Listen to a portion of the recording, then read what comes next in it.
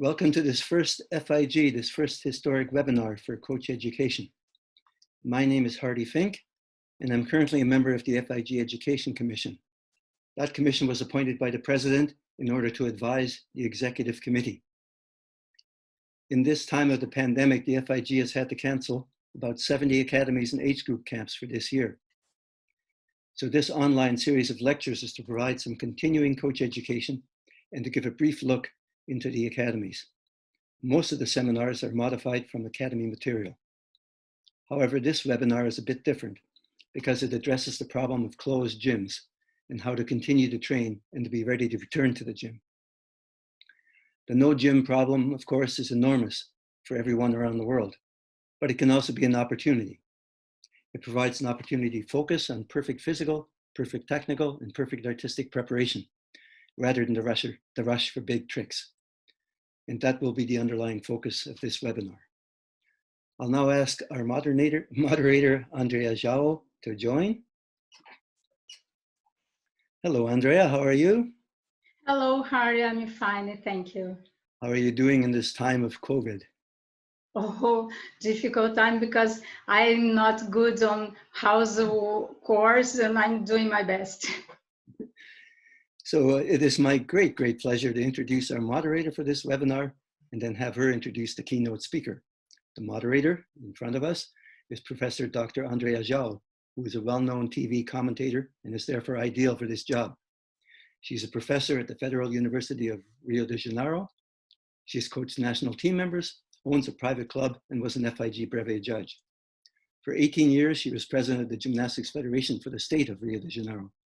She has also taught or led a total of 48 FIG academies around the world, and uniquely for all 7 of our disciplines. So Andrea, welcome, and thank you so very much for your willingness to participate in this new project. I will now turn it over to you and ask you to introduce the keynote speaker. Thank you very much, Harry. Hi, everyone. I hope all of you and family are well.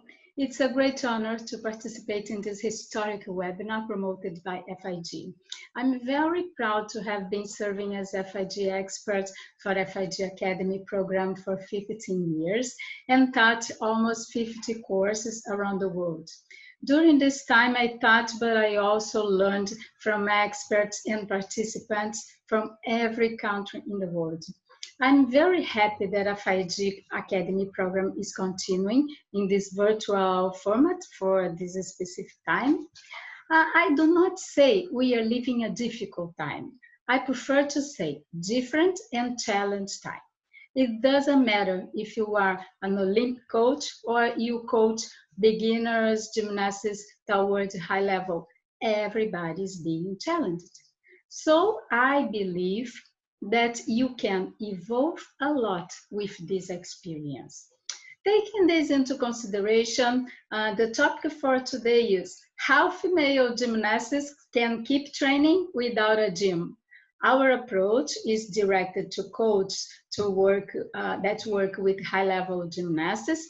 The duration is approximately 1 hour 15, 1 hour and a half. And while the lecture is being presented, every participant will be muted. And then after the presentation, we will open for questions and answers. Now let me introduce our keynote who will deliver this webinar, Andrés Llanos Gerardino. Hello, Andrés, how are you? Hello, Andrea, I'm very good, thank you. Andrés, he's a Colombian gymnastics coach. Now he's coaching in Panama, private club and national team. He was the coach of Natalia Sanchez, the first ever female gymnast from Colombia to qualify to Beijing Olympics in 2008. He's level 3 brevet coach from the FIG Academy program, been serving as expert since 2010 in academies and age group program, and he's co-owner of No Limits Gymnastics Panama. Welcome, Andrés. Thank you for presenting this historical webinar. How things are going with you and your gymnasts in Panama in times of COVID-19? Thank you, Andrea. Like you say, for me, I don't want to think about that as a hard time, mostly as a challenging and an opportunity time to do different things. So that's our approach. We're trying to move forward and we're trying to keep working. That's it, being positive, yes? Yes, always. Well, I know some countries are already back to the gym, but many still have gymnasts in quarantine, having to work at home using chairs, sofas, carpets, broomsticks, plastic bottles as a weight, and many other creative objects to stay home but keep moving.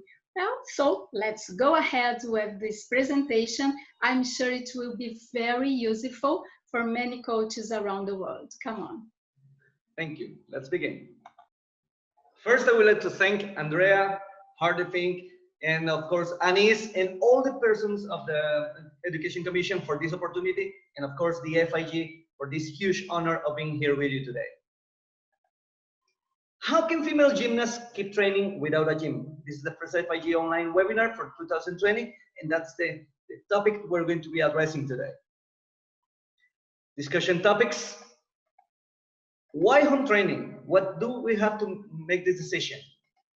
What are we here for? What is the purpose of this webinar? How to start? How to plan this home training? And of course, some conclusions, some steps for guidelines, and some feedback. Let's begin. Why?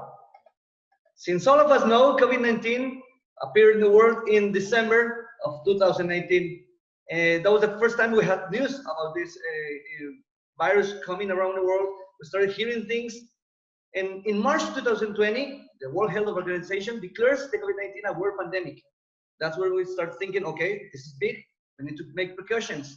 Parkour, aerobic, and acrobatic world championships were canceled. The FIG had to cancel 35 academies in 35 age group camps. Gyms are started closing around the world. Lockdowns start all over the world. In April, the IOC postpones the Tokyo Olympics, and that's when really hit us. This is huge. Something is really going to change about our training. Of course, events all over the world are canceled or postponed, and that's when we had to be creative, find solutions, and that's when come online home training. So let's begin and say why home training. First, for the mental health of our athletes, we need to keep them moving. Athletes are, and especially gymnasts, are used to keep moving. As I used to be jumping around, I used to be very active. Now they're locked down, they're at home. So we need to help them deal with this situation through movement, through sport. Of course, for the well-being of our gymnasts and their families. Gymnastics training needs to be a good way to start the day or to finish the day, or during the day it needs to be a positive situation for the gymnast and for their environment. To maintain the fitness that we work many years to achieve. You know, as coaches, how hard we work on keeping this gymnastics body strength shape. So we don't want to lose it. Home training is a good way to approach that. For the sense of belonging, they are used to be members of a team, of a national team, of a club team. So to work together, to keep training, to keep in touch with them, even online, is a good way for them to keep feeling that they belong to something big. To keep moving towards our goals. Okay, we need to change the plan. We need to be creative, but we don't need to change our goals. To try to keep our gyms active. And when I say gym, I mean all the coaches, all the administrative workers, everything involved in the gymnastics growth of our community. We try to keep it active. We try to keep it moving. Of course, we need to avoid attrition from our sport. Even if you're in the high-level elite gymnastics, or even if they're beginners, we don't want to lose gymnasts. We don't want to lose families that maybe for this pandemic stop training or get into other different disciplines. We wanted to keep them with us. So home training is a good solution to keep moving. To continue recovery processes and others that already started. Let's say you have a gymnast that was recovering from a knee injury, and then this quarantine make you stay home. You cannot leave her home and not do anything. You need to keep that process that you start as a coach with the physical therapists, with the doctors. So home training is a good solution to continue this process and maybe to end it well. This is the most important one for me. home training is to build foundations to the post-pandemic. We're going to be in lockdowns, and then we're going to go back to the gym. How do we want to come back? We need to spend these months, these weeks, these days that we're going to be on lockdown, trying to be ready to come back to the gym. And of course, to continue the progress of gymnastics in our club, in our country, in our continent, and even in the world. So what are we here for? What is this webinar about? We're going to speak about 4 key points of home training. First, we need to make home training safe. That's the most important issue for us. We need to keep it safe. Then we need to use all the coaching tools we've been studying for years, from physiology, biomechanics, psychology, to make it smart. Home training needs to be smart. Then, of course, we need to make home training goal-oriented. We need to know where are we going, and our gymnasts need to know where are they going and why are we doing this. We need to explain to them, and we need to make goals for them. And then finally, we need to understand the importance of feedback at this moment. Communication during this period and feedback is really important. Why? Because we're living a first time ever experience for the entire planet. This is new for all of us. Every human being reacts different to the situation, different to confinement. Some of them handle it really well, some of them not so good, not so much. So we need to keep listening to them. Remember, home training does not have to be a burden to the family. It's not an obligation. It's not to be doesn't have to be something stressful. This time is already stressful enough. Home training needs to be the best moment of the day and need to be scheduled for the best time of the day possible. So it comes the question, how to make it safe? First, the coach needs to do some risk assessment. The coach needs to know their gymnast abilities and limitations. We need to know what they're capable of doing by themselves and what they're not. That way we prevent injury. The coach needs to know the meditation period and the stages that this period involves for our gymnast. Let's say we have an adolescent gymnast. It's a different period than an already senior gymnast. We need to be aware and make sure that the planning and the training goes accordingly to those stages. The coach needs to know the home training environment of each individual gymnast. Maybe some have a big backyard, a big living room, some others not. Some others don't have a big space or don't have any home equipment or any methodological equipment at home. So you need to make sure that the plan is according to the things that they have at home. How can I make it safe? Then we design a plan. This plan needs to be safe, realistic. This plan needs to handle impacts, ways to handle impacts, such as training in hard surfaces like living rooms with no equipment. Remember, they're not training in the gym now. All the landings and reboundings are different. We need to take that into consideration when we do the plan. We need to focus on basic elements according to the level and the age of the gymnast. We need to come up with a strategy.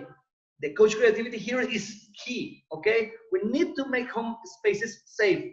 We need to help them with the padding, with the appropriate location of this individual equipment. You need to have a low bar, where to put it, not against a window, just for example. So the strategy of the coach is very important here. Maybe you can loan equipment from your gym to your gymnast to take it home. Of course, safe equipment that they can use, or maybe provide guidance to buy equipment from manufacturers. But again, don't make it a burden. They don't have to buy stuff. Maybe you can loan it, or maybe just can simply work with what they have. Provide strict safety guidelines for risky equipment like air tracks or home trampolines. You need to provide those guidelines. You are the coach. You are in charge of the safety. And then when you have those guidelines, have a safety meeting with gymnasts and parents. Remember, at home, the parents are going to be the ones that helping you to make it safe. Program. Schedule your trainings with input from your gymnasts. Ask them what time are they finishing homeschool, what time are they having lunch. Maybe manage a way to make sure that they have enough rest time before training. Talk to them and maybe then schedule. Be aware of some distractions that they'll be having right now. Maybe they're spending more time on social media now, and they're not sleeping the same than before. All these aspects may be a risk factor for training. And then you have to make it calm. You have to be the one that guides them this entire process and to help them through this quarantine. What are the main differences between home training and gym training? That's an easy one, right? In the gym, we have FIG equipment safety. We have those equipments that are for a specific use. We have spotting, coaches spotting, and aids to spot. We have soft landing surfaces, everything to prevent injuries and to make it more efficient. At home, we have loan equipment, or maybe we made them buy some equipment, but maybe we have to make sure that they have the FIG standard or the safety standard what we want. This equipment needs to be multifunction equipment. We don't have enough space to have one beam, one bar. Maybe we can buy something or find something to use as both. We need to use skills that need no spot. If you're trying a skill that needs you to spot the gymnast, maybe it's a skill that you shouldn't avoid to do some training right now. And then, of course, reduce impacts as much as possible. This is a video of one of my gymnasts, that the way that she set up her home training. You see some air tracks, some mats, some tire tubes. So she set that up in the living room with some equipment that we loaned to her and some of it that she already had. But even with no equipment at home, you can do a lot. Let's see some examples of that. Just a simple whole handstand, trying to hold a really good body shape. You see the chest is against the wall, the feet are not touching the wall, trying to hold that handstand, trying to make it hard, trying to go with the open hips. And then, of course, you can use the wall to create some hip openings for many elements like your Chenkos or Shaposhnikovas, the ketchups. You can do a lot even with no equipment. Just make it simple, but very specific. Maybe only using a foam roller or a yoga ball for shaping. This is a good example of how to make it a little bit more challenging, but keep it technical. Yeah, use the foam roller, go back and forth, try to hold the shape, try to make it calm, try to make it really perfect, and try to make them think about doing it perfect. Use some variations with the foam roller. These are some examples about what you can do with little equipment, just foam rollers, a ball, a chair, a mat. Just make it challenging, technical, and safe. So how can I make it safe? These are the 3 points that we need to consider. To make it safe, we need to paddle the surfaces as much as possible to avoid trampolines or air tracks indoors and provide safety guidelines for everything. We need to have some adult supervision, okay? Even if the gymnasts are elite and maybe grown-ups, you need to have some supervision. So an adult should be monitoring all the home training. Sparring should be and could be for shaping and holding purposes only. Maybe you want her to hold a handstand or maybe to create a half turn. Maybe then the parent can come and help you with that spot. And remember, no acro or hard skills should be tried to be spotted by parents. And then this is a very important one. Try to go make it safe with the private training. Use all the secure online platforms that you can do and use all the security features that you provide. I had some cases that gymnasts sharing the IDs and the passwords for the trainings, and then strangers come to the training and it's not safe. Remember, we're working with underage gymnasts. We need to protect them all the time, even if we're not there for them, present. How can I make it smart? And this is a good one for all of us coaches. We're feeling out of our environment right now. We're used to be in the gym around mats and chalk, but most importantly, around our gymnasts. So how can we make it smart? First, find the best platform that you need. And yeah, maybe you have to make a small investment for the platform. Maybe you have to buy a month's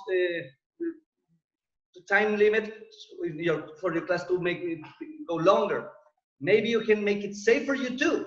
And remember, don't feel bad if you're a coach that cannot do a follow-along lessons. Like myself, I cannot do a dance lesson. I don't dance that well. I don't feel bad. I ask a dance coach to guide that one for me. And even if I don't have a dance coach, I can use technology. Maybe show them a video, find a video, see it yourself first, see if it goes with what you want, and then put it in share screen with them, and they can follow the video. Don't feel bad if you cannot do it. Just be creative. Make it global. Maybe you can invite other teams from around the world. It's a good time to share with them. Save your trainings, save some videos. The videos can help you see how far they've come. Maybe videotape the first video of the first week of home training and then show them the third week. Remember how we were doing before? You were not used to this and now hey, you can handle it. That way they can see their progress, and you as coach can see the progress as well. And then don't overdo it. Plan your lesson and follow the plan. Stick to that plan. Remember, if you say it's 2 or 3 hours lesson, or 1 hour or 1 hour and a half, if you say that you're going to be ending at 7 p.m., finish at 7 p.m. They have plans. Maybe the family is waiting for them to have some dinner or something. So do a plan and stick to it. How can I make this home training goal-oriented? This is really important for me. First, think on the long-term goals. Yes, we're in a bad time with this pandemic, this quarantine, but the Olympics, World Cups, all the main events are going to come back. This eventually is going to end. So yes, you as a coach can keep dreaming about them, and the gymnasts can keep dreaming about them. They're not going anywhere. You have to keep your long-term goals in your head all the time. Then, love your short-term goals.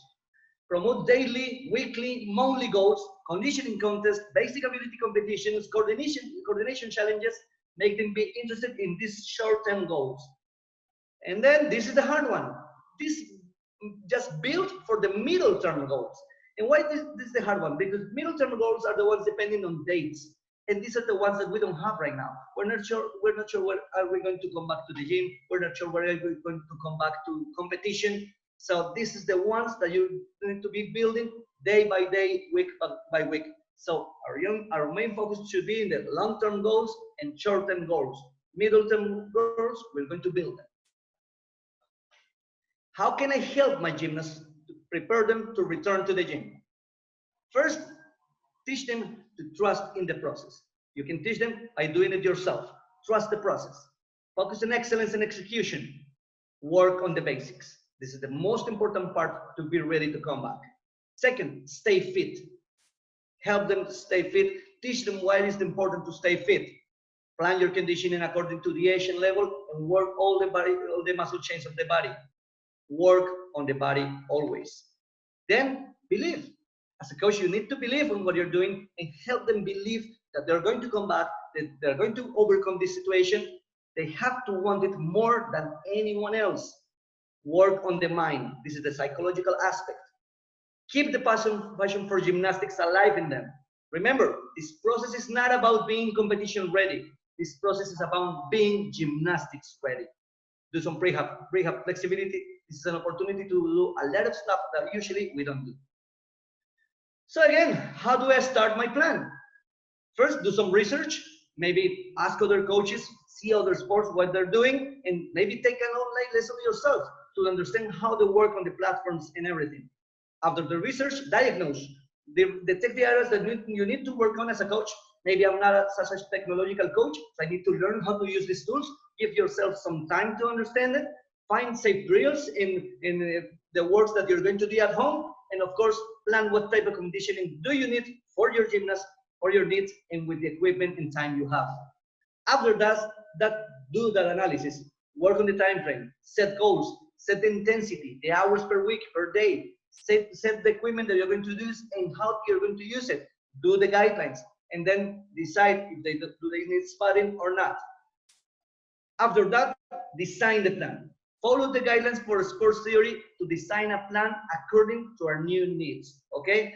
Even if you're in at-home training, that doesn't mean that we're not doing a full gymnastics training. Periodization is key here. You need to count the rebounds, you need to count the elements you're doing because you need to be aware of the impacts you're adding to the gymnast body. Then implement that plan, go to practice as real as you can, find a way to make corrections, make them feel good. And I do this advice always, wear your tracksuit, feel like a coach to start your online lesson. That way, if they see them how connected you are, they will be connected as well. Then evaluate. After you implement the plan, do some testing, get feedback from your gymnasts, from the coaches, ask other parents, see what is working and what is not, and then reevaluate, redesign, and implement again. Understand that the environment is not the same. We're not training at the gym. It's a different situation for all of us, and pay special attention to those between the ages 11 and 15. Remember, when gymnasts start the adolescent growth spurt, they lose some conditioning. That is normal. They lose some strength and even flexibility. And if on top of all, we are not training at the gym, we're going to have this decrease in performance. Expect that. Be aware that it's going to happen and deal with that and help them cope with that. So how can I start planning the home workouts? First, you need to go technical. Vaults, bars, beam and floor, dance elements and choreography, all must be included in your plan. Then go physical. All type of forces according to the period that you're doing, following all the physiology guidelines that you need to work on, like muscle chains, type of contractions, etc., for the element that, or the type of things you need to do. Try to work on the psychological aspects, goal setting, goal resetting. We need to change some goals that we have, visualization, invisible training, biofeedback. Ask them constantly about how they're feeling in the muscles, but also in the head, in the mind. Work on some theory. This is a good time to teach them about the code of points, gymnastics history, sports theory in general. They need to learn the sport they're playing. Work on the strategy. Maybe review some old videos of their competitions. Make them understand why they were successful. How was the warm-up? How did they approach to the event? To remember all those things will help them work on the strategy at home and then be eager to come back to competition. And do some testing. You need to plan some technical testing, physical testing, evaluate your plan, maybe do some surveys for the gymnasts and parents, and then after the testing, go back to planning again. So let's see, what do we work on the conditioning plan? First, it might be a really good idea to work on the prehab and rehab. The medical community always tells us that we forget or don't do some prehab exercises. Instead, we prefer to go to rehab exercises. That means after the injury, we start doing some proprioception work. So this is a good time to do the prehab. If you have a gymnast that is already injured, okay, so this is the best time to make her do the rehabilitation and to get out of the quarantine fully recovered. Second, go for the cardiovascular work. Ask athletic coaches if you're not sure about how to do it. But again, avoid high impacts.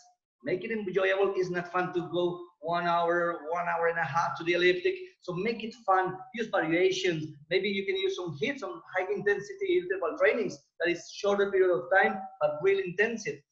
Include some music, some dance, some fast movements that feel accordingly to gymnastics. Cardio is necessary, but make it fun. In general, the conditioning, build for the future. Now is the time to work on these deficiencies that my gymnasts have. Maybe she's not fast enough in some part. Maybe for all the asymmetric training that we do in the gym, pushing only on one leg and doing everything from the right leg, maybe it's an unbalanced body. So this is the time to go back to the gym, having worked on a more balanced and no asymmetrical strength training. Include some coordination work as well. And then go for the specific conditioning. Prepare the neuromuscular actions for the new elements that you want to teach when you're back in the gym. Emphasize always, always in execution and make it perfect. So we're going to see some examples. This is these are my gymnasts working with a follow-along video. This is Tanju, who's almost famous right now. I love these workouts because they're fun. They're very well-oriented. You see him taking it slow, teaching the element. They are following back, and then slowly he makes it faster. I use this one as a warm-up, as a dance workout, and even as a fun moment. My gymnasts love this guy. Every time I use his videos, they're making fun. And look, he goes faster. And yes, they are working the cardio, the dance, the power, and they are feeling good about it. Some other examples about prehab and rehab. You can work on the ankles, the wrists, all the joints of the body. Work with your proprioception, landings, and remember, be creative. This first video, this gymnast entered the quarantine with a sprained ankle, and right now with all the exercises and all the time we've been spending on that recovery, she's almost 98% of the recovery. So we're using this time to make her fit and make her better to go back to the gym. Then the second video, you can use this one as a prehab exercise for the knees, but also as an execution exercise because she's working in the isometric contraction all the time. Another example of ankle work, just a towel on the floor, moving the fingers, trying to make it safe. And then if you have this proprioception equipment at home and you can loan it to your gymnast or they can purchase one, Even if you're not, just go with a towel, make it, or a cushion of the couch, stand on the cushion, and it's going to be unstable. The next one is very interesting. This is a bucket full of rice, and she's just doing a lot of exercises, movement for the wrist and the fingers and the hands. Okay, sometimes we forget to work about these parts of the body, and this is a good idea that a physical therapist a few years ago gave me, and it's working really good for us. Then work on your landings. Make them stop, count, hold the proper shape, go forward, go backward, go sideways. Try to work all the aspects of the muscle, all the sides, and all the things that you can come up, but make it safe. As you can see, she's wearing shoes to avoid all the high impacts. Then we said work on coordination. This is another follow-along video from a good friend of mine, John Hunter Avila from Colombia. He came up with these drills about moving arms and legs. Again, it's fun for them, it's challenging for the mind, and you can use it as a warm-up, or one of those days that you can do a little low-load day, you can use this one. They learn the exercise, and then they can show it. So this is kind of a homework that I gave it to them. I show the video, and then, okay, go practice at home, and then send me the video of you doing it. So this is the final result. As you can see, different ways to do it for each one of them. They try to move arms, they move legs, that move the head, then they start twisting in one direction, then the other direction. There are many examples that you can use. You can find them online or ask other coaches like I did to borrow their ideas and to implement with your gymnast. Some more conditioning examples. The one in the left is a leg lift hanging from a door. We use some door handles that when you close the door, they're going to be safe for her. She's hanging in there and doing all the leg lifts that we usually do at the gym.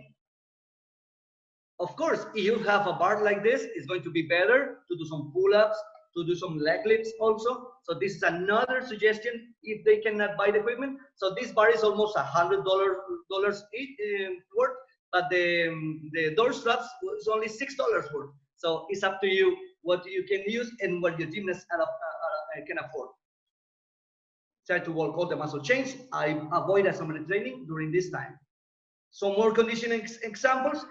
Slowly we go more specific. As you can see, she's using a chair. She's trying to mimic the gesture from a lip, going not fast as she can, but only really, really well controlled. And then slowly and progressively, you can come up with more speed and more power. Go more specific. This is a prehab. Use the broomstick at home just to make it close and in a similar shape that we use in gymnastics. So try to work all the muscle chains gradually, be more specific. Some other examples, make it fun, make it challenging, and make it different. The first one on the left is a basic press up from standing. We need to work on the control, to go up, to hold it down. Try to go legs together, hold the shape, and work really controlled.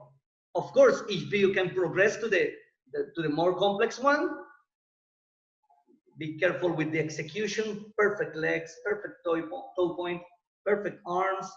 Try to hold a better body shape, hold that handstand, and then control your way down. Work on the numbers. And then this same one, you can make it more challenging. So challenge them. It's fun to do a different thing, a different setup for the same element.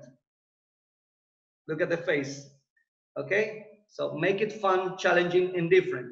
Some more examples. How can I work on the shapes? Just use a foam roll. Go for the most important part you want to work. I want to work on the chest hollow position. So I'll do with the foam roller at home. We can do the handstand. Even if you don't have a foam roller or anything, you can work on the different kind of shapes, holds that you can want. Remember, work the basics. This is the most important one during this period.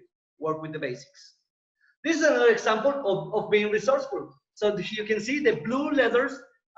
Let's say Hardy Fink wants to do his conditioning. So we'll go with the letter H. He's going to do 25 burpees 2 times, and then letter A, and the letter R, and then you can come up with some creative ways to do fun. This is a good way to make it in the day that you can do some low load for the work, and then make it different, make it resourceful.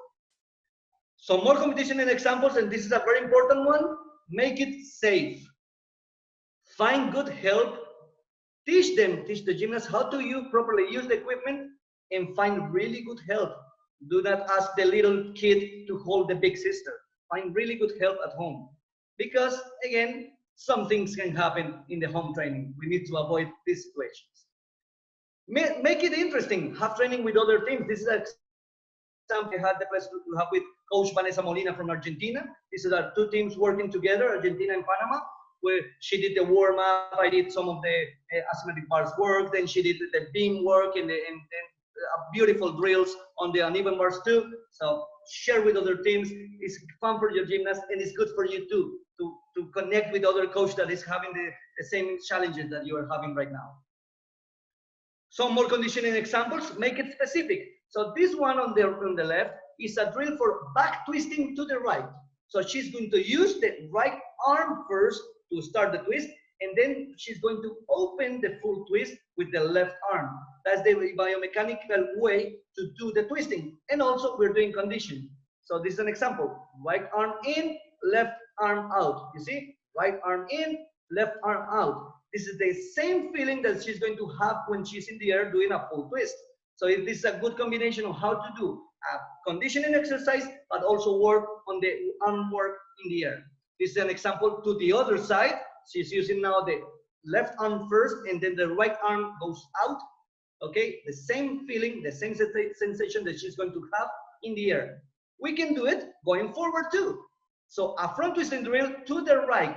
Remember, if we're going to try to twist forward, we're going to use the opposite arm to generate the twist.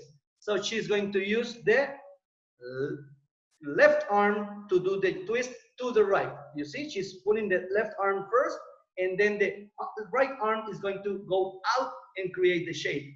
She's working on the arm work that she's going to use in the air. And this is to the other side. Right arm in and left arm out to generate a forward twist. This is just a few examples of how you can do conditioning, technical training, and then make it fun and make it challenging. Let's speak a little bit about technique. We're going to speak about the vault, the uneven bars, balance beam, floor exercise, and then of course our dance elements and choreography. Technical work needs to be safe. Keep in mind that, please, coaches. So how about the vault planning? First, work on 2 vaults. If you're junior and senior gymnast, you need to be working on 2 vaults. If you're a younger gymnast, it's not a bad idea to use this time to build the foundations for that second vault in the future. Work on the run, walk on the hurdle, the rebound or takeoff, the entry angle to the vaulting table, the shoulder block, the landing in the air, after the pirouette in the air. That's the technical aspect. The physical aspect, of course, in gymnastics, we work all the muscles every time, every single element, but mostly legs for the vault, focus on power, focus on speed, prehab, prepare those landings, teach the landing, do not wait to do the full element and then teach the landing. This is a good time to prepare them to feel and to prepare the landing that they're going to have. In the psychological aspect, use visualization. And this is a good idea. When they're visualizing the vault they're doing, make them go with the same steps they take in the real vault. For example, Simone Biles takes 13 steps before the hurdle. So have you counted the steps? Do they know the steps they took? If they don't know, check an old video. Make them see, oh, okay, you take 11, 12, 13 steps, and include that in visualization. Make visualization as real and vivid as you can. Find visual spots, and then of course, work on the second vault options from the mind first, make them understand it, make them see it in the mind, and then work on them. And for the testing, how can I adapt home testing? Do long jumps, do high jumps, and then do some run conditioning test, coordination test. I've been working on this for the past months in the quarantine, and it's really nice to see when you challenge them to work with the arm movement, the legs movement, and you can see that the efficiency they have in coordination.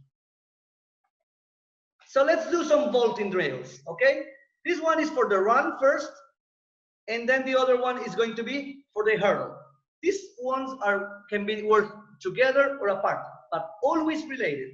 The idea is to combine the way that from the run, from a really good fast run, to go into the hurdle without decreasing that speed.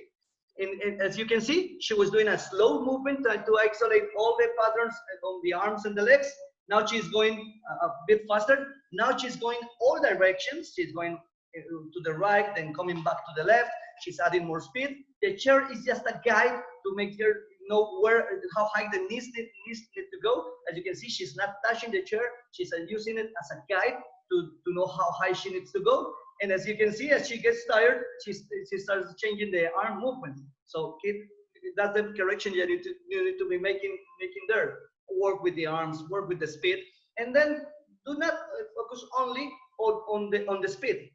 You need flexibility too. You need to work on the angles. Maybe she's not able to go as high with the knees because she's not flexible enough. This is a good idea of another example. Try to push to your chest, do the lunge for the conditioning and stability, and then try to push back.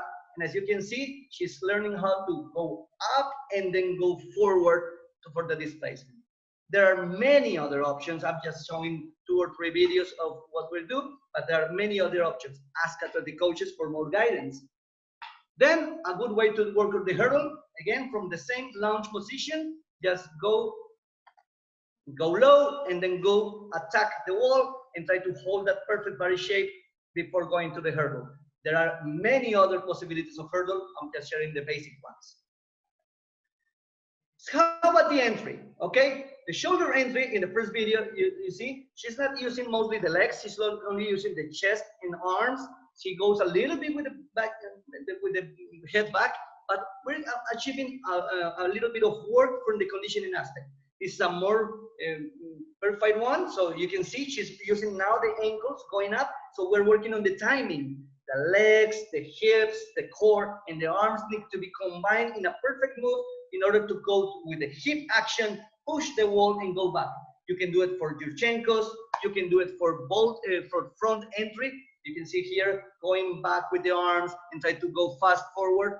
And again, working with the ankles, trying to hold that body shape, trying to hold that isometric contraction. So yes, we're working technical, we're working conditioning, and we're working visualization. Because if you keep telling them, imagine that's the vaulting table, imagine you're running through it, how fast you want to go with your arms, they're going to be adapting this exercise to a real use. And then this is the Sukahara version. So this one is to try to avoid that early twist that comes with the hips and the shoulders. So just try to drop one shoulder down. In this case, is the right shoulder, and try to create this small twist before the takeoff. But the most important part is the legs are together and facing forward. That's a good way to start building for the Sukahara vault. And then this shoulder action, you can see it here using a foam roller. The shoulder going up and down. Of course, you can use weights, you can use many variations, but keep in mind the proper alignment of the shoulders and the hips and the whole body. Some more examples about vaulting drills. We're going to see one in the left that is working. I'm working right now to maintain the vaults that she already does, and then one building for the future. Okay, so the one in the left is after the push, after the block on the shoulders. Try to generate the twist. She's a righty, so she's trying to go with the twist to the right. So this is a good way to help her understand pushing with both arms first, and then try to do the twisting. Open hips and everything, and then going back to the shape. With very powerful and very fast, so they can feel it the same way. And again, work on the mind. And this is a variation to the second vault we're doing. This is a Podkopayewa entry. So what we're trying to do here is to avoid early twisting, right? So show the open hips position first, and then during the half twist, and then the push. Of course, eventually with time, she's going to twist faster or earlier to go to the vaulting table. But this is a good way to make it at home, to tell her how to separate those two skills and try to make it better. Work on the landings. Work all the proper way of landings that you can have. So the first one on the left is just going forward and backward, going forward, backward, going back to the center, going to one side, going to the other. This one, the second one, includes quarter turns to both sides, half turns to both sides, and it's a little bit more challenging. And then the last one goes from a height, go forward, go sideways, go backwards, try to work all of them. But the most important thing, you can see, she's wearing shoes, she's using a mat. We're trying to avoid any hard landing that you can have. Then, more ideas. This is one from Natalia Sanchez from Colombia. Make it more specific. You can see it's a living room setup on a few mats, but we need to make her understand the idea of a Yurchenko.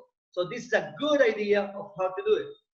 Good round of position entry, good hollow body shape, then go for the entry to the table, try to block, show the body shape that you want for the back tuck, and then try to generate some rotation through the air. Okay, so this is a good example of how with little to no equipment, you can work still on the elements that you're trying to have ready when you go back to the gym. Let's go to bars. In the burst planning, we can go technical. Work on the composition of the routine. Remember, there are some elements that we consider that are not important, like kits or cats handstands, but how many kit cats handstands do you have in your routine, and how many points are you missing because of short handstands or bent arm kits? So this is the thing we're saying. Work on every element that you have in your routine. So yeah, the kip cast is important, all the handstand shapes, all the pirouetting, close to bar work, release point on flight elements, and of course, landing for dismounts.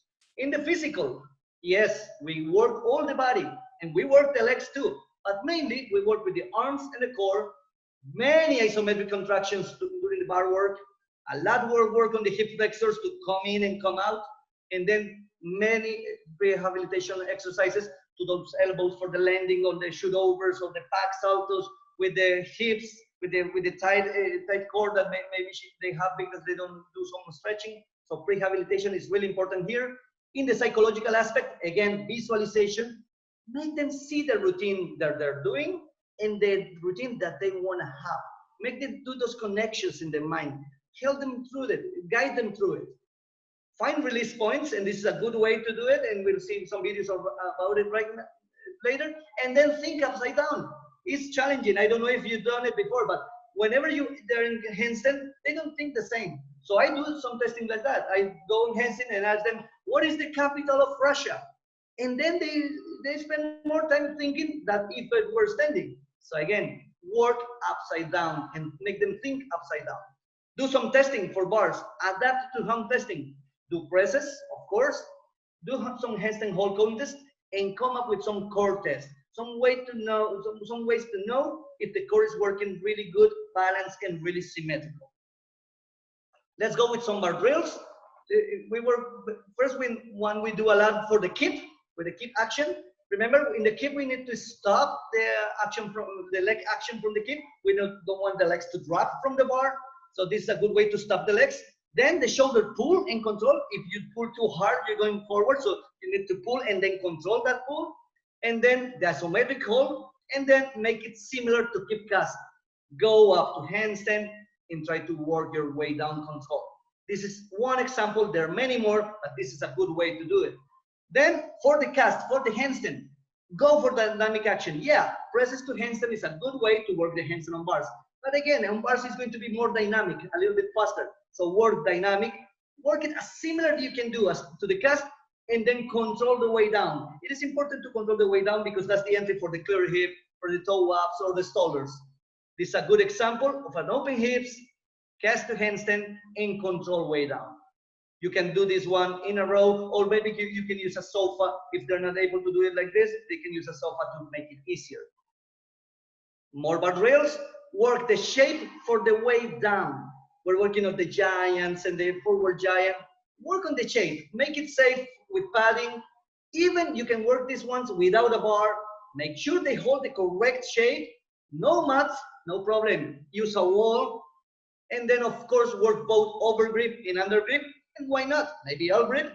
So in the video on the left is an example. She's not even using a bar. She's using a half of a low beam. She doesn't have a bar. So she's using some pillows from her home, and on top of the pillows, she's using a yoga mat, and then just working on the way down for the giant, trying to hold the body shape. As you can see, the bar is moving. Those are the distractions that we were speaking about before. People coming in the living room. You can't avoid that, but you can help them, guide them through. So Celia, keep going. You just keep talking to them. Now we're going to see the forward giant version. And if you don't have mats, you don't have pillows, you don't have cushions, again, you can work on the wall. Just it's not as dynamic as you want, but holding this shape is a lot better than to do other stuff. So if you can work on this, you'll be safe. Work on your pirouettes. Okay, so make it safe. Maybe they feel the need to spot. Maybe they're not so sure about twisting on the floor at home. You can work this even with no bar. Make sure they hold the correct shape. Check for hand placement. Make them understand what the correct use of the hands is. Work all variations. And then this is an example of a parent helping me spot her on a full turn. And you can see her face. This is different for her. My dad is spotting me. So it's fun. It's not something we do every single day, but it's good to make parents a part of the training as well. So more bar drills, work on your pirouettes now. So always start with half, make it safe, use padding. It's better to use a bar, but if you don't have a bar, you can do the twisting too. Make sure they hold the correct shape. Maybe use those ones that did no spot from giant. You can use it from giant, from stroller, from toa. Make all the variations you want. Go full twist. Why not? Go 1.5 and try to do all breaks. So let's go with the first video. She's going from the mimic of a toe up. She's going toe up, half turn, and the way down of the giant. Just trying to make it conditioning, technical, and then awareness. And if you think, if you make them imagine that they're in the gym, you're going to be working on the visualization.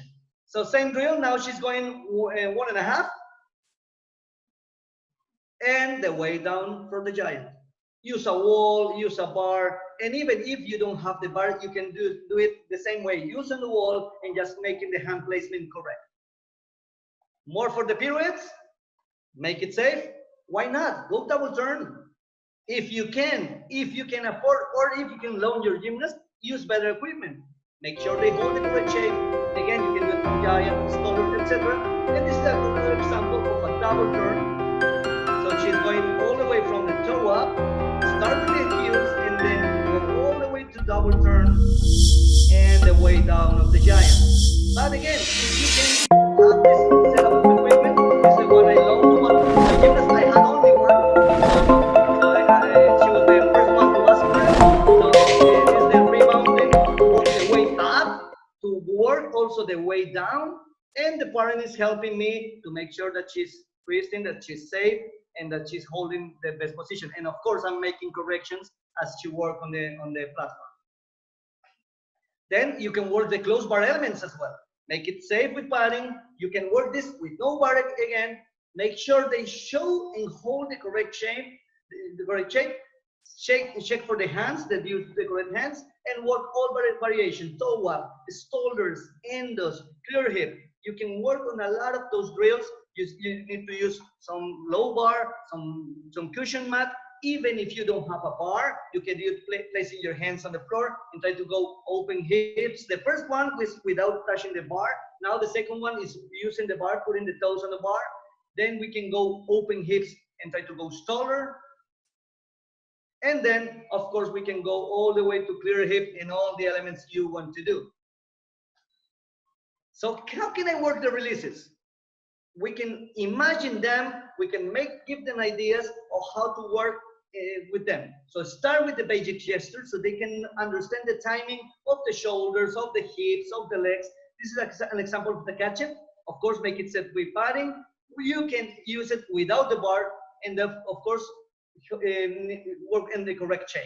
This first video is from the standing all the way to the counter action for the catch-up. And a little variation, a little hard one is going to be from sitting, try to go all the way to the catch-up, and then, of course, work on the gesture that she's going to have the feel when she goes to the bar. Let's do some Jaegers. So again, show always start with the basic movement, make it safe. It's better to use it with the bar, and you'll see why in a minute, and make sure they hold the correct shape. This one needs no spot. So teach the release point. As soon as the heels go up, as you can see the hands, they're letting go of the bar. So the shoulders go down, the heels go up, the hips are open, and then she lets go of the bar. A better angle to see this video is this one. So we use a foam roller. You can use a pillow or something to use in the hips, and then hollow, open hips and chest, and then let go of the bar. You see, as soon as she feels the heels going up, she releases the bar, and she, with the head neutral, and try to mimic that action that she's going to feel before releasing the bar in this diagram. Okay? You can work on the transitions always. So again, start with the basic movement, make it safe, work it even without a bar, just make sure they have the correct shape. Work all the way from the Shaposhnikov ideas, like this one, similar to the Takachev, but ending in a more hollow position to grab or re-grab the high bar. And then look at this second one. This is a timer for Shaposhnikov half. Open hips, open shoulder, and trying to create that quarter turn action to try to create the feeling that she's going to have when she goes back to the gym and perform the Shaposhnikov half. Actually, this is the way we started in the gym to work on it, and now going back home is just to remember the way she learned it in the first place. You can also work on the dismounts, and the hardest point for us on the dismount is to work on the release points. Yeah, we don't want them to be close to the bar or go too far away from the bar. So again, start from the basic movement, make sure they hold the correct shape, and this is a good exercise to teach the release point. So again, working with the foam roller with the bar, now facing up, she's going to grab the bar, she's going to go open hips first, and then when she reaches the hollow position, you can see she's going to let go of the bar. So we're trying to teach her to hollow the shape, show the shape before releasing the bar. So this is a simple exercise that you can do at home just to make them understand and to visualize the release point for the dismount. Of course, work on the landings too. We saw the videos before. Okay, let's move to balance beam planning. On the technical aspect, of course, work on the balance. Go for basic complex, go for proprioception, go for walkovers in all the directions, dance elements, pirouette variations, drilling collections, alignment. In the physical aspects, of course, mostly legs and core. The legs because they're pushing and the beam, and the core because of the stability it provides. Isometric contractions is going to come handy. A lot of work on the hip flexors, and of course, prehab for everything. In the psychological aspects, visualization, see the routine like we did on bars, find takeoff points. In the bars, we're focusing about releasing points. In the beam, takeoff points. The takeoff is the most important part of any acro element. Think upside down, like we said before, and then adapt some testing at home to work on the balance beam. Passive flexibility test, active flexibility test, and of course, proprioception test that you can come up with. So this is a good example of a simple work complex. So start working all the walks, go forward, go backward, go sideways, try to go all positions, pike, hollow chest, up, down, releves, work the arms in all positions you can work, hold the ballet positions, respect those ballet positions that's going to make you more stable on the beam, work on your pirouettes, work on the holds, make it fun. Change your complex. Do not do the same complex every day. You can change it and make some variations. Prepare for the future. Work on connections. You can do this even without a beam. Just working on the floor. Just make sure that the feet are like beam. Yes, they are on the floor, but make sure they use the feet exactly like they're going to use it on the beam. So how can we work the walkovers? Go backwards, go forward, work with legs together, go the limber, work on the flexibility, work on the holds, changing legs, make it more challenging, work the connections, make it fun. Again, prepare for the future. You can do this only with, even without a beam, but make sure that feet and hands are like beam. So go with the backward walkover, try to hold the split position, try to show a controlled landing, and then finish. Try to hold that body shape. Then go legs together. This is really important for alignment and for active and passive flexibility. Show that body shape and make sure that we're going straight over the straight line. Then, of course, go forward, go all the technical aspects, go slow, try to hold every position, try to show the split, try to go up with your leg, waiting to come up later, and then, of course, work it with legs together for alignment purposes, but also for active and passive flexibility. These are really important to control the body shape and to be more stable on the beam. So how about the leaps and jumps? This is a video that Coach Natalia Sanchez let me use. She's using an air track on a backyard, and she's working all the body shapes. Of course, we need to make it safe. As you can see, the air track is providing the cushion to avoid impacts. We need to work on both sides. If we're twisting, we need to try to twist both sides. We need to do all variations. If you're doing split, you go split with the right, split with the left. We need to work on the landings. Try to, even if they are in the air track, try to absorb the landing. As you can see, she's rebounding a little. So we need to work on that. Try to make connections on the head. Try to change legs. And then, of course, make it fun, make it challenging. Prepare the jumps and lifts that you want to do in the future. And then you can do it even with no beam. But again, try to make them work fit like beam. As you can see, she's trying to use the same fit that she's going to find on the beam when she comes back to the gym. This is another very interesting video for the pirouetting work. Again, trying to make it safe. And you go all variations from the leg up, from the passe, from the coupe, releve, high pirouetting, illusion pirouetting. Teach them to find a reference spot on the helm so they can work on it. Work on the landings or the opening of the pirouetting. Try to change the legs, make it creative, because again, now with connections, you can do the turn for one side and then the other. Make it fun, prepare for the future. So now we're seeing a progression, a small progression for the illusion turn. As you can see, she's trying to hold one leg, try to show the split position, and gradually increase the difficulty about how to start twisting. You see how she's trying to twist, to make guidance to the mind, and then complete the turn after she's completed the 360. Then progress slowly to the next one.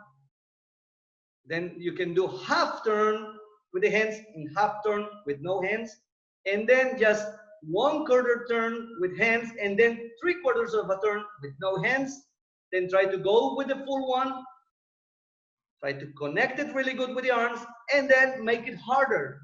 Not from step, but from the passe position. Just swing the leg, go up there, and just make all the variations you can to prepare those drills. Connection and think of the future, okay?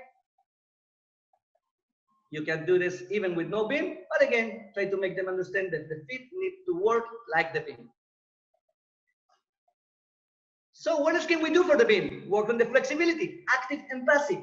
Okay, in this case, you see her wearing some weights on the legs, but you can make it safe, work all sides, teach them to keep the hips square, teach them to change the speed, use some holdings, do it standing, walking, lying, change them to make some variation on that, make it fun, prepare for the future, and then of course, add theta bands or ballet bands, or as you can see, some weights. And also you can use music and rhythm. You can use some rhythms to make sure that they're kicking in the speed you want, and then you can use some music to follow the rhythm. Let's go to floor exercise. How about technical? In this time that we cannot do too many acros, that we're at home in a small space and in hard landings, work more on the artistry. Dance work with no impact. Yes, work on the twisting drills, but with no acrobatics.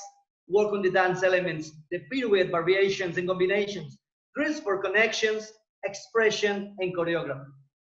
In the physical aspect, of course, all the body is working, but mostly legs and core for stability, isometric contractions, hip flexors, rehabilitation.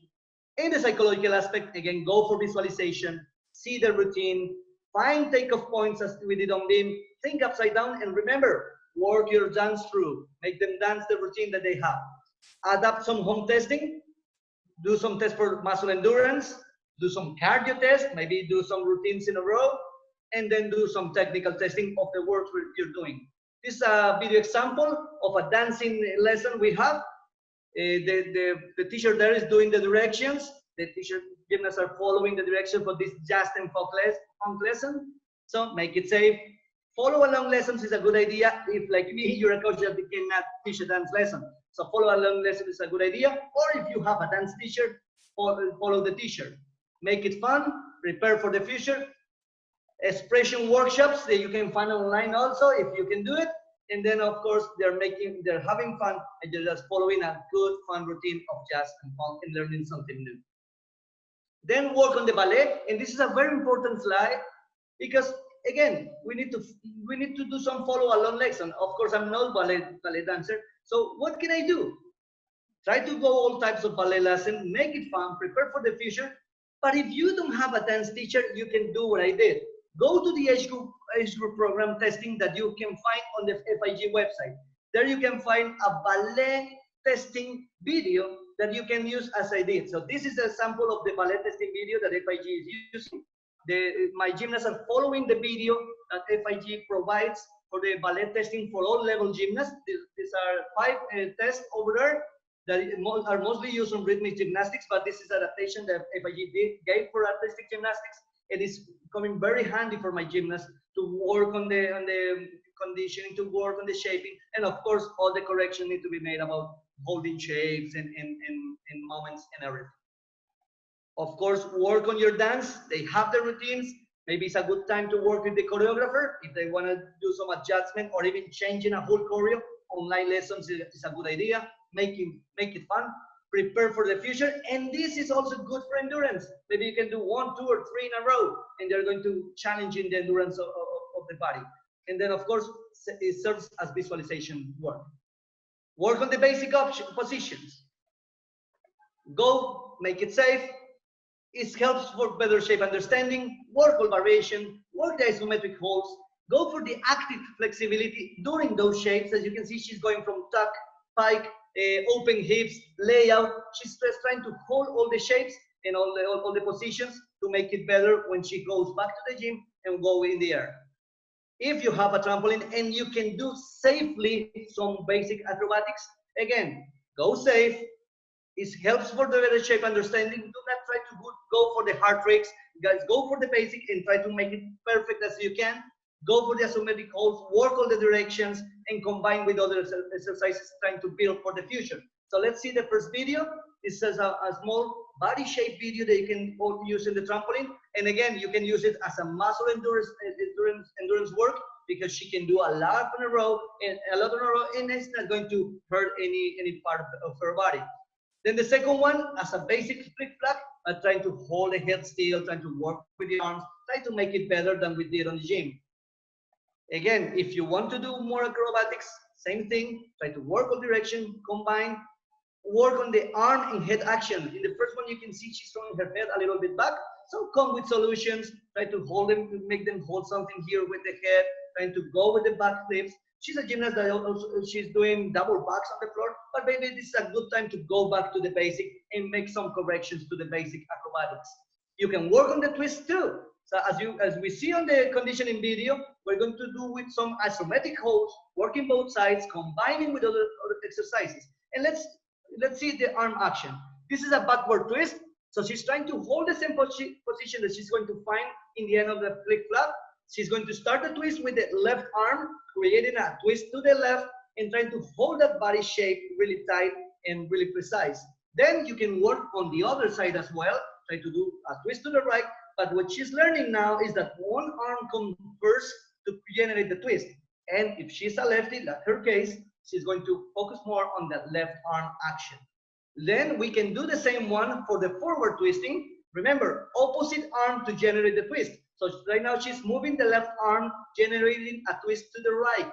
Okay? So she's focusing only on the arm action of that arm. And now she's using the right arm to generate a twist to the left. It's a forward twisting. And as you can see, she's trying to hold her head still neutral. So she can see that she can spot the ground all the time.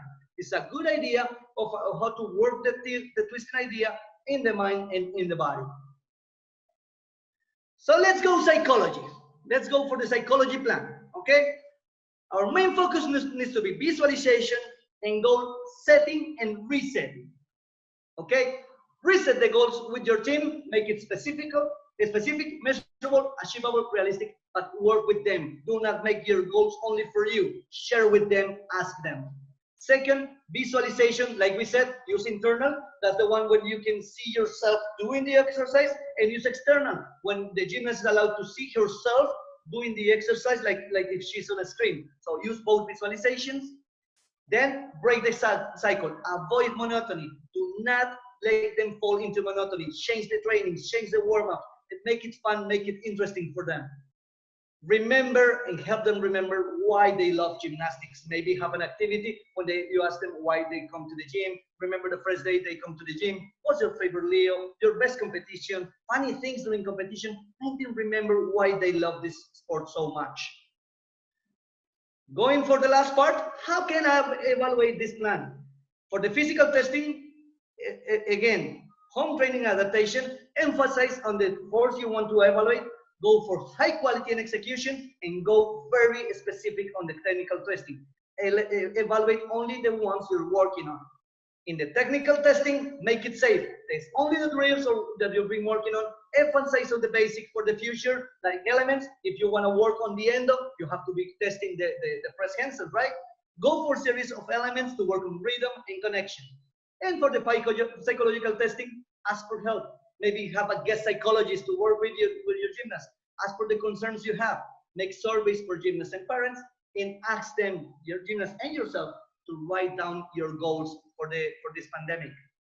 So this is a great example. This is one of the best videos I've seen in my life. Thank you, Hardy Fink, for this one.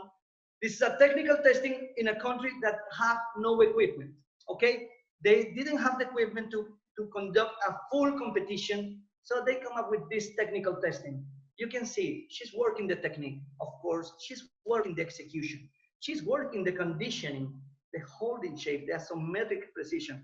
And yes, of course, she's working the mind. She needs to be exact. She's competing. She's being evaluated for the judges. Go dynamic with the backboard. Go with the active flexibility, like this. Show your flexibility. Go multilateral, so show the other side of the flexibility. Hold. As you can see, she's evaluating the active flexibility. Now go for the forward walkover, holding shapes, balance, technique, strength, control, very beautiful execution, showing the shape again, going now to the passive flexibility test, going splits, middle splits, work on both sides, then go back up, doing some different and original combination, going back up, and then of course, following with artistry, lifts and jumps, all the connections. So this is a good test example that you could use to do some testing at home. Of course, this is just an example. You can vary it as many as you like. So we are almost in the end. Injury prevention. This is key. We need to focus on getting out of the quarantine better than we were before the quarantine. Strong basics. Work on the basics. Make them understand how important they are. Do a lot of conditioning work, but make it fun, make it interesting. Don't overdo it. Just plan it according to the level of the gymnast. Do the technical development that they need, but avoid injuries and impacts. Do the psychological work. Work on the mind. Help visualization. Help them goal setting. And then, of course, hopefully you will be gymnastics ready. Those are the key home training strategies for success.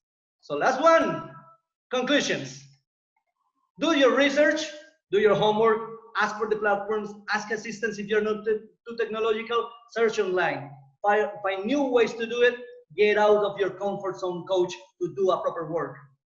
Diagnose, detect the areas you need to work on, list those needs that you have of equipment, internet connection, anything you need to start this home training, estimate the time of training, then do the analysis, find solution for your needs, communicate the solutions to parents, head coach, and gymnasts, and find a safe way to do it. Go for the planning. Focus on technical, physical, psychological, theoretical, and strategic plan. Share the plan with your gymnast. Don't keep it to yourself. Share the plan with your gymnast so they know what they're doing and why they're doing it, and find new ways to test safely. Work out, implement the plan, treat it as it is. a gymnastics team training. Don't come to the training with their pajamas. Take it as serious, with respectful. You wear your tracksuit. Be the coach of the lesson. You're the adult there. You're the coach. Be methodological. Be patient and empathetic with your gymnasts. It's not easy for anyone. And then finally, do some testing. Be fair when testing. Adapt to home training alone. Focus on quality and execution, but be mostly positive on your feedback. So thank you. I am showing here the gymnast feature on these videos and the coaches that help me along with this. Right now, I'm going to give back to Andrea to go some questions. Thank you so much for your attention and your patience. Wow, Andres, thank you very much. It was a very complete approach with lots of ideas and very well structured. Congratulations for that. Thank you so much. Now let's unmuting the participants and answering the questions. Let me see if we have the questions here. Yes, we have one. Says, hello, Andres. Very interesting presentation with some creative ways to train at home. There are so many gymnasts out there in different levels that are at home and not in the gym. How do we keep everyone motivated to continue training? From Seiko. It's a really interesting question and really important question. The motivation is key, and the principal motivator is the coach and the gymnast itself. So if they know the plan, if they know the goals, if they know that they're doing something to come up with a solution and to get to an objective, they will be more focused and more motivated to do that. Involve the parents. For me, it's really important because sometimes it's the parent that is going to help us when they're tired, when they don't want to connect to the Zoom. If the parent is committed to, she's going to help us to, go back, talk to their coach. Maybe that feedback that the parents give us is going to help us motivate and keep them focused for the training. This is very interesting because everything the coaches want is avoid parents close to the gymnasts. And now we are having to ask them their help to keep training. Very nice. Yes, and if you allow me, I will tell you this. Sometimes I do lessons or some lessons with the parents. So they can learn, because at the beginning they were saying, coach, it's not the same. They're not doing anything. They're doing nothing on Zoom. So I invited them to one lesson. I just let them do the warm up and some conditioning. Half hour later, they were tired and they saw, yeah, it's working and it's worth the effort. Yes, it's a very nice way to tell them the importance of what the coaches do in the gym. Yes. Yes.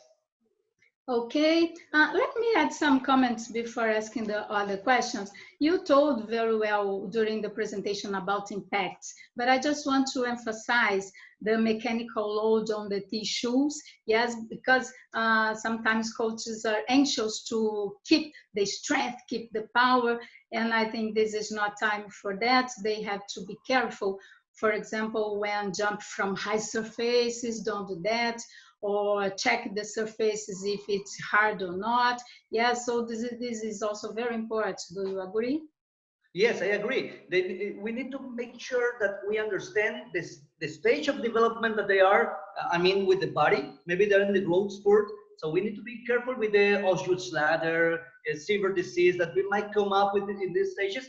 And if we do many high impact and many landings, we're going to increase the risk on that. So yes, we need to make sure that we monitor those loads, that we plan those loads really good, and then again, ask them, how are they feeling? Is something hurting? Okay, because that feedback is really important for you to plan the next lesson. Good. Another point is physical qualities.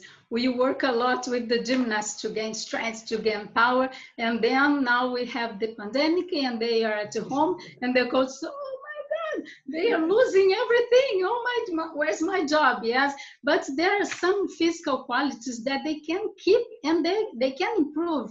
For example, like flexibility and yes, and they can go better when they return to the gym. So I point here flexibility and work on cardiovascular system, because coaches think, oh, gymnastics is an aerobic sport, but they need also aerobic endurance to sustain the training. Yes, do you think the same? Yes, I agree entirely with you. And that is why for me, testing is so important. Because you need to know, okay, what the deficiencies are. Maybe you do some testing at the gym and you do the flexibility test and you do, it doesn't matter. I have the routine now. But now you're at home. You have the time now to work on the flexibility. So do some testing of the flexibility, the technical, the physical, and then address those issues that you need to focus on. So when you go back to the gym, you don't have any more deficiencies. Use this time for better. Yes. Yes, this is the same for choreography. Go through choreography now, because Yes. using choreography, you can increase difficulty score, execution score. And I have seen many competitions that the gymnasts lost lots of points in body shape. And now they can work body shape perfect at home for jumps, for turns. Yes. Yes, and I share with you the first lessons I did online with the follow along dance lessons. My gymnasts were dancing like only moving arms, like really no good dancing. Now after this 12 weeks with being in confinement, they dance now. I can see, of course, I'm not saying they're ballerinas now, but I can see the change just doing this follow along lessons of dancing, of the limb loose, and this I know for sure that's going to improve the score of the floor exercise. Yes. And I think I have another important point here, Andres, that is, we told about the work on cardiovascular system, but don't forget to work on immune system. Immune Yes. system at this time is very, very important, because if you work too much, your immune system can work against you. Yes, so we need health gymnasts, so don't overtraining. Yes, and remember in one of the slides we said, don't overdo it. Don't overdo it, because remember, in the gym or in the training, but let's better say the training because we're at home. In the training, you don't gain the strength. You do it in recovery. You need to have enough recovery time to see the changes. So give them enough recovery time, and that is why it's so important to set up the training hours with your gymnast to make sure that they have enough sleep hours, enough resting time before the next session. Sometimes you plan according to your schedule as a coach, but maybe they have a chemistry lesson and right away to the training gym with no lunch. So you need to ask them to make them feel that they're safe and that they're going to improve. So recovery time is really important. Yes. Okay, this is a question by my side. I don't know if you had time to think about that, because too many things to think about at this time, but it's how to work with gymnasts that had COVID-19. Because nobody knows about this problem, yes, this virus, and Yes. science is behind the knowledge, yes. Yeah, and the implications on the respiratory system is going to be really hard. So the first thing is go safe. Go safe means go with the doctors, ask them, learn, teach yourself about the COVID-19 and the consequences. Go with the parents, go with the gymnasts, and only if the doctors allow to go back slowly to training, start really slow. Remember, this is a disease that might be easy for younger people, but we don't know it yet. We don't know everything about this disease yet. So don't overdo it. Do not go back to training with a gymnast that had COVID-19 without the proper clearance from the doctors. And even with that, ask them, communicate with them, and go really slow. Okay, good. And I have another question here. What would you recommend for gymnasts on the first day back and the first 1 or 2 weeks? Good. This is the main recommendation. First is make them to take that first week to make them learn this new normality. Yes, social distancing, not touching your face, washing your hands. They're doing it now at home, but now they need to learn to do that in the gym. So yeah, remember, they're used to go to the chalk and tap to each other while they use the chalk in their hands. It's not going to happen anymore. So they need to learn that. They need to adapt to that new reality that we have. So take that first week to make them learn the protocol that you set up in your gym, how to get into the gym, how to go wash your hands, use the gel or anything that you can use. Teach them the protocol and have the first week just to make them understand this new normality. Then after that, you're sure you can do that, again, start slow.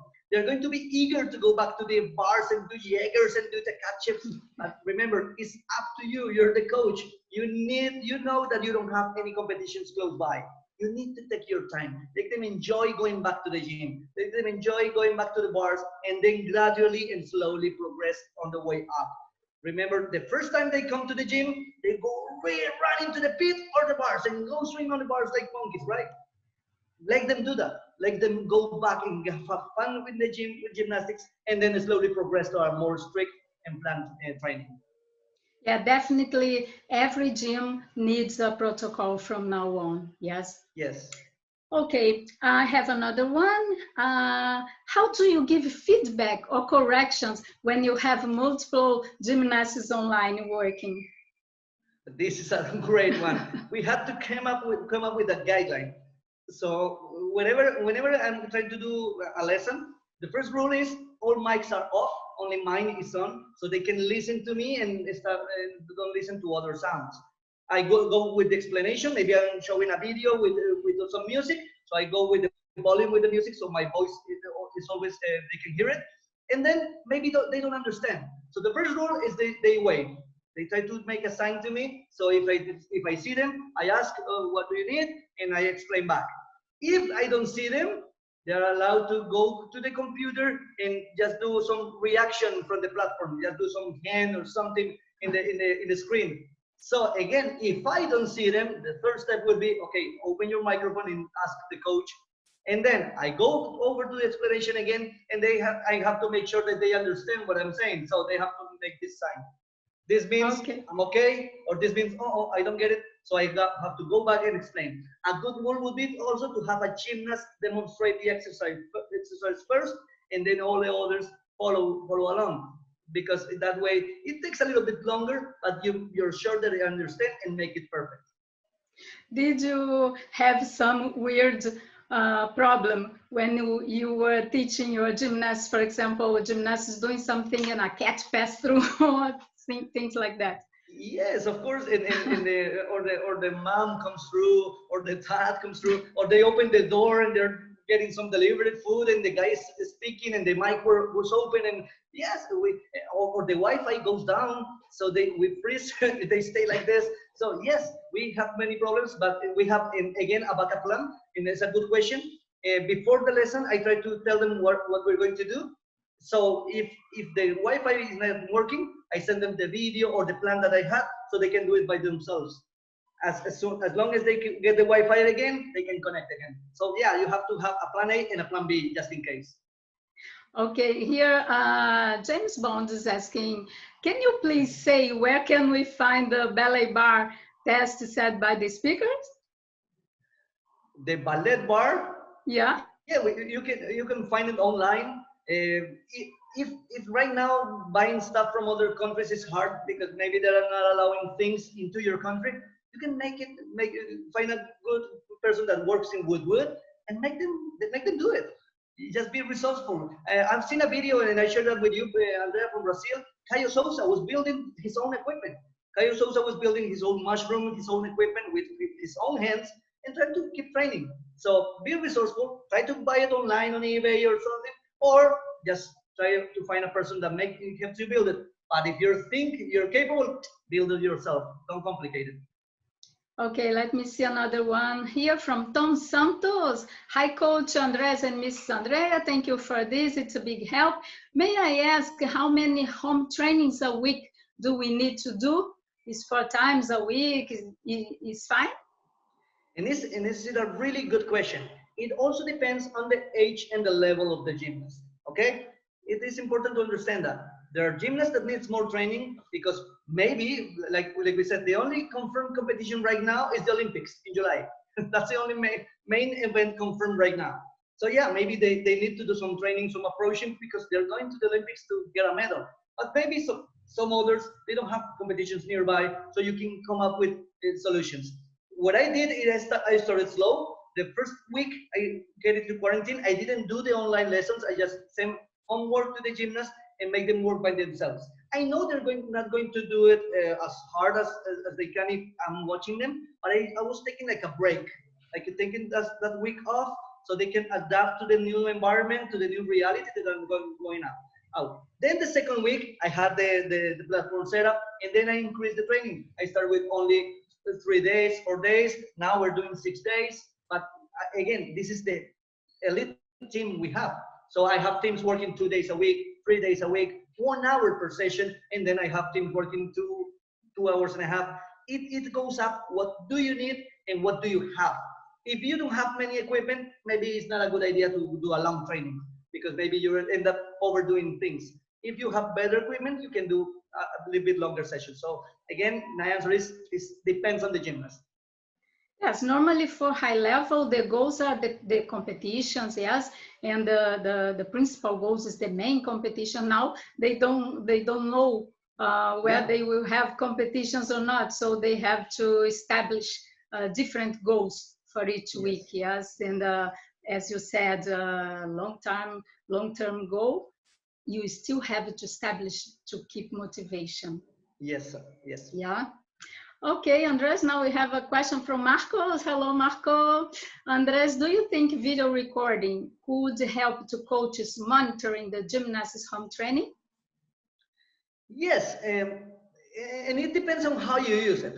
Like, let's say, like on Zoom, you can record your training, your whole training, and then this is what I do because I'm kind of OCD. I review the training again. I try to make sure that we accomplish the goals we had for the day. And also, you can make them, even in your Zoom training, make them record themselves from a good angle. Maybe you're not seeing correct, you know, the angle of the camera on the Zoom is not good for you. So make them use the phone, videotape the element, and send it through WhatsApp. And then you can see, okay, so you're a little bit piped, you go longer. So yes, videotaping is a good tool. And remember, this is the 21st century. It's not only about seeing and correcting. We need to use technology as much as we can. Yes, there are many people asking to see the presentation again. Yes, it's being recorded and it will be posted on FIG YouTube channel. It's FIG YouTube Education channel because it's a different channel, okay? So go there and see it again. I think we don't have more questions. Let me see, people thanking for the presentation. Wow, it's many questions. I don't think we have time to answer everything, but we will answer and post it when the presentation is posted on FIG YouTube channel, okay? So we are finishing now. I hope you enjoyed it. Thank you for watching. Thank you, Andres. Good luck, coaches. A big, warm virtual hug for all of you. Hope to see you soon. Now I give the word to Hardy for the closing remarks. Bye. Thank you. Bye-bye.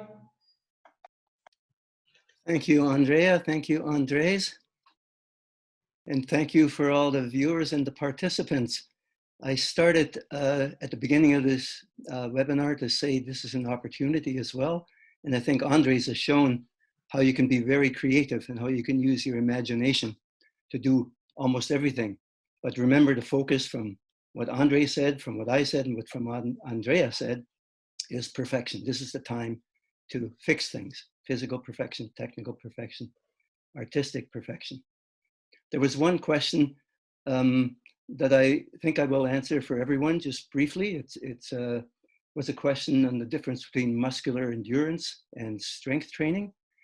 We spend very much time in the academy program on this topic, but I'll briefly say that it's related to the maximum number of repetitions that a gymnast can perform.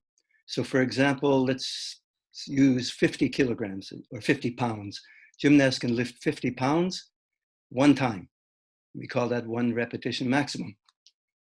If we take 90% of that, it's 45 pounds, the gymnast can probably do that 3 to 5 times maximum. That will be neuromuscular training, very intensive, and that needs time to be adapted for. If we go to 80%, about 40 kilograms, then that leads to about 10 repetitions, approximately, maximum, that the gymnast can do. That leads to muscle hypertrophy, bigger, thicker muscles. If you go beyond that to 70% or 60%, 35 pounds or 30 pounds, Gymnasts can do those 15, 20, perhaps even more times. Now you're working muscular endurance. So understand though that as the strength goes up, the muscular endurance goes up as well. So if the 50 pounds goes to 60 or 70 pounds, suddenly going back to 50 pounds, you could do 15 times perhaps. So now again, you're working muscular endurance. So it's possible to reduce these huge numbers of repetitions just by becoming stronger. I'll leave it at that because it's a longer topic in the Academy program, but I hope that's been a bit of a help. What I'll do now is share my screen. Would like to invite you not to miss any of the 4 seminars or webinars that will be offered at the same time every Thursday for the next 4 coming Thursdays. So unlike this one, which was specific for women, even though it has, I think, some resonance for other disciplines, the others will be for all disciplines. So next week, Dr. Ignacio Grande will speak about basically things related to recovery from performance, including nutrition, sleep, and rest. The week after that, Dr. William Bill Sands will speak about the impact of training loads and monitoring. That's an important topic for everyone. Then we'll have another seminar with Dr. Ignacio Grande about planning ahead, planning long-term for success. And then our last one on July 9th will be Dr. Keith Russell, who will speak about how a child grows and understanding what that means in terms of intensive training for children. So I'd like to acknowledge now the work of the Education Commission. It has stepped far beyond its advisory role to help to organize these events. Of course, thank you also to the FIG media and the IT departments. It would have been impossible to do this without their invaluable help. And of course, I have to thank Andreas and Andrea for their efforts, and even more so because they did this in a second language. That's not very easy. So I'd like to wish good luck to all gymnasts, all coaches. Please stay safe. Bye for now.